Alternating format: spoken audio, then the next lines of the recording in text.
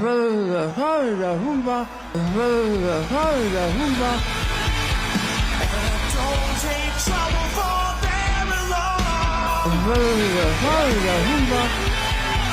Trump held a Klan rally in the middle of New York where he had people talking shit about Puerto Ricans, about Jewish people, about black folks, you know what I'm saying? They even made statements like America is for Americans. Like, not only is Trump married to an immigrant, they had goddamn Elon Musk, the South African settler up in there, you feel me? You really disrespected Puerto Ricans in the middle of New York? There's literally a floating island of garbage in the middle of the ocean right now. Yeah. I think it's called Puerto Rico. Like, that's crazy to me. Then they had the dude that was a comedian that wasn't funny that tried to be a comedian. He made a joke about carving watermelons with a black person, you feel me? And then I seen this dope video by Mr. Cream, and he reminded me of the history of how watermelons was demonized by white folks because black people were able to get some of the economic progression. We was real hustlers, and they ain't like that. So they tried to really discourage us, you know what I'm saying? That right there was like, in 2024, he had a Klan rally in the middle of goddamn. And then he had Dr. Phil up there talking about America is not built on DEI, it's built on hard working. Like, the fact that you don't believe that DEI is centered around hard work is crazy. But also it's like, hey, man, this country was built by mediocre, lazy white men that know how to master colonialism and enslavement, that was literally able to use somebody else's hard work. You see what I'm saying? And DEI, the reason why it's criticism like legitimacy is because the same descendants of the people that had their hard work the country was built on, we got denied access into particular spaces and places, you know what I'm saying? But back to this Klan rally though, because it's like That's a cool black guy with a thing on his head. What the hell is that, a lampshade? Look at this guy.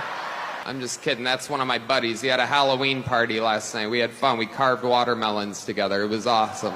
Time that we push back against intimidation tactics.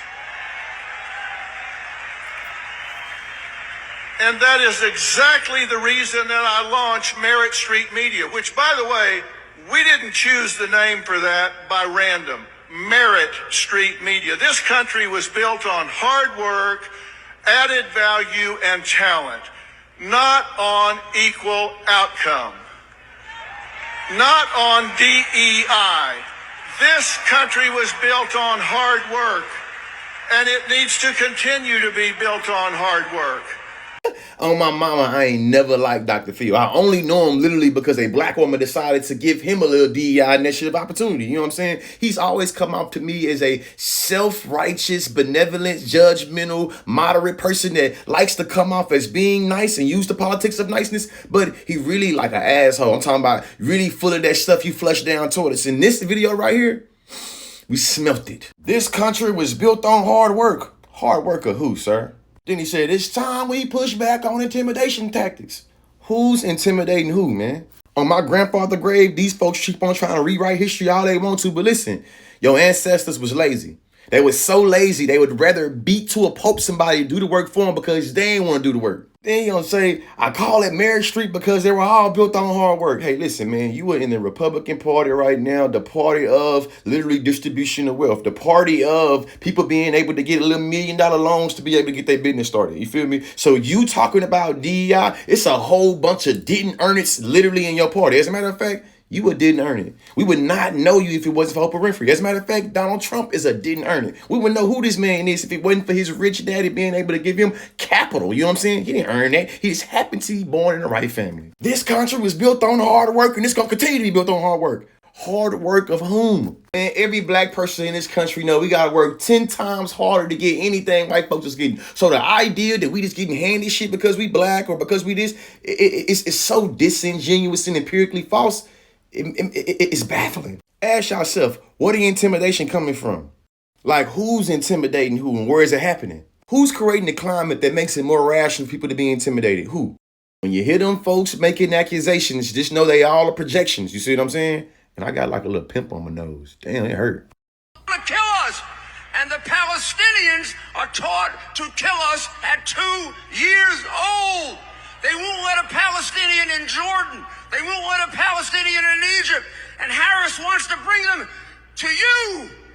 It's so much to unpackage in this election, especially because it's been so insidious in a way that we've seen particular communities use as fungible objects for political gain, especially when it comes to how we've talked about Palestinians. On one end, you have Harris talking about how there's been far too many Palestinians who've been slain. On the other end, they basically saying not enough. In both of these instances, you seeing that there is some type of rationalized number for the right number of Palestinians that should be wrapping away. And that's something that we all should be vigilant about. And just so we clear, what Rudy Rico Giuliani just said was all the things that Israel says to justify indiscriminately bombing children because, hey, they learned that too to do this to us.